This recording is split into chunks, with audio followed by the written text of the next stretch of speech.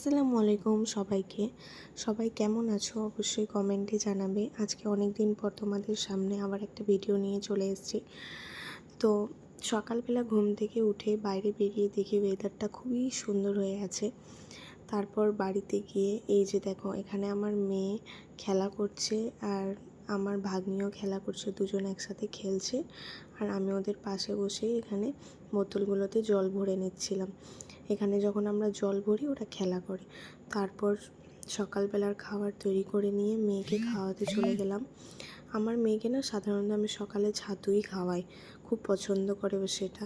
তারপর ঘর টর গুছিয়ে নিলাম, ফ্রেশ হয়ে গেলাম।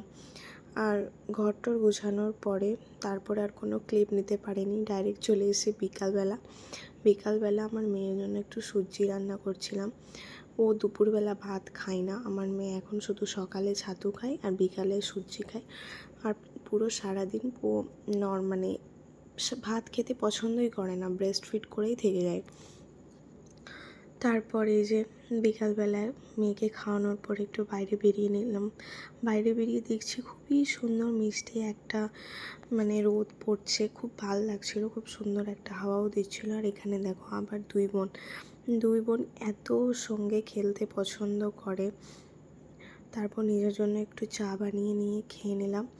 আর দেখো রাতের বেলা না আমাদের বাড়িতে এই ছোটো ছোটো বেবিগুলো এসেছিলো, তাদের সঙ্গে আমরা বিরিয়ানি পার্টি করছিলাম সবাই মিলে। তারপর রাতের বেলা আমার মেয়ে ঘুমিয়ে গেল। আজকের মতো এইটুকুই, দেখা হবে অন্য একটা ভিডিওতে।